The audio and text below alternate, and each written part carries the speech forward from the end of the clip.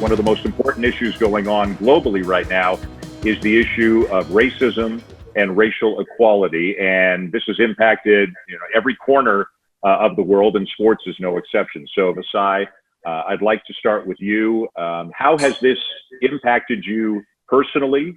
What we have seen, the death of George Floyd, and unfortunately so many other deaths that we have seen recently, and then the protests that we have seen as well, Black Lives Matter. How has that impacted you? And how have you tried to empower and enable people within the Raptors organization to handle this and to make some positive changes?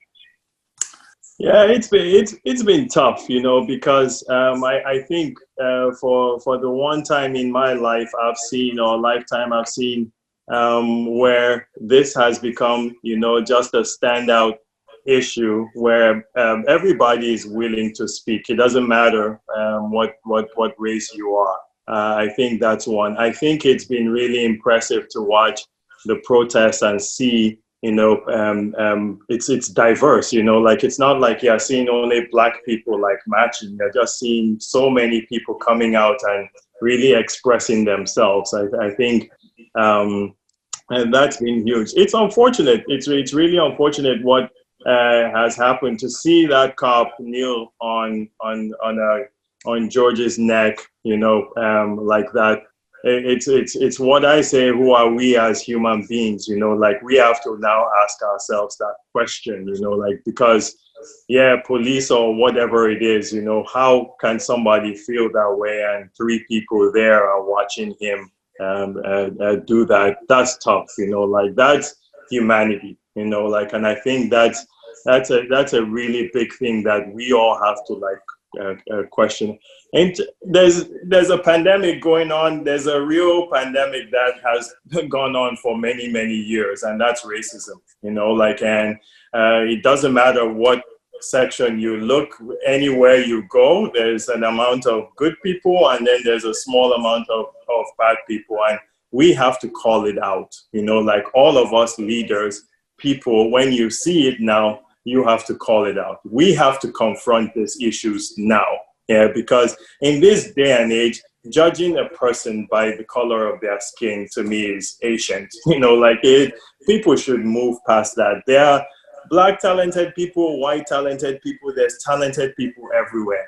And I do think that we need to ask ourselves the tough questions. And those tough questions are, why is sometimes the white race seen as superior to other races? That's what we're discussing in our organization. Those are the tough questions we're asking. How have you ever imagined yourself, being this color, and have you ever been judged by the color of your skin, applying for a job or walking down the street, these are tough things, that I think it's a unique time that we can all talk about it, and people can come and pour their hearts out, their experiences, what they are learning. And I do want to say that I really appreciate these guys on this call today, because they've all reached out. They've all been great. Their perspective on this is unbelievable for me, because it gives you more confidence that even leaders like this can see it, in the way that maybe I'm seeing it, and the way that they can help, so it's tough moments, but sorry to ramble on, but we really have to pay attention now. It's a time to speak. Well, it goes without saying that COVID-19 has impacted every corner of the sports world, and our four guests here on this show, they're no exceptions. It's probably turned their worlds upside down. Masai, have you found this crisis has brought people together and trying to stay optimistic no matter what, even if you're not feeling that way in that particular moment, to help everybody else who works alongside you feel that way? I was actually going to start with, where do I start with this damn pandemic? I am optimistic. I went to the office yesterday, and I came back home, and my 6-year-old daughter goes, "Mister, where have you been?" And I'm like, okay, she's now used to me being home now.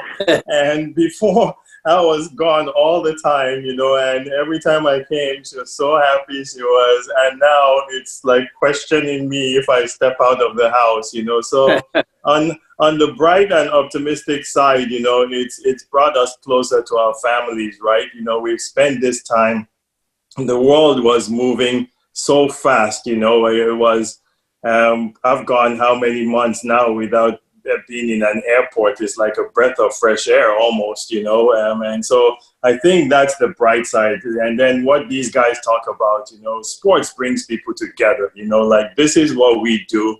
It's tough times, you know, like you fight them. I remember when this thing first started and we were all glued to CNN, and we know what we're seeing in the updates in the States and how all those press conferences. And I mean, it was like, is this thing really, it's taking over our world? And then slowly it gets better. You know what? Human beings are resilient. That's 100%, you know, like that's just how we're all made, you know, like we fight through these things and we're going to get through this. I know every league now is, the immediate thought is, okay, we'll play without fans.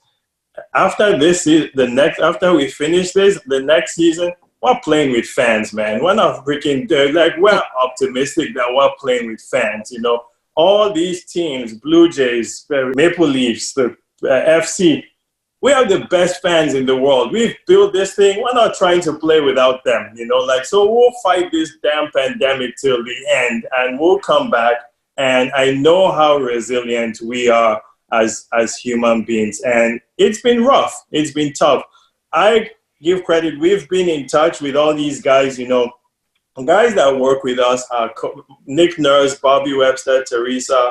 These guys, they've been a rock, you know, like, because they've just attacked this thing, you know, and getting organized, all the things that we've not done maybe even so well before, you know, like, I didn't know of this damn Zoom before, you know, that they'll come and tell me, you know, okay, you gotta be on a Zoom call or Skype before. And I'm like, nah, I'm not doing no Skype call with nobody. Like, what am I going to say to that person? Everything was so one-on-one and you're moving and meetings and all of that. And now I got like 8 Zoom calls lined up every day. And I have to sit down in this phone. I just talked to Adam Silver just now, right before we go on, and he's like, I needed to take a break, you know, like I just walked outside my house because I'm in front of this computer for hours and hours and hours. So many things like we've gone through, but you know what I say? There are people even going through worse. This is a time for mental wellness, you know, like, and we need to really pay attention to that. All our organizations and people stuck in one place, it's not easy, you know, like, and we can't wait to get out of this.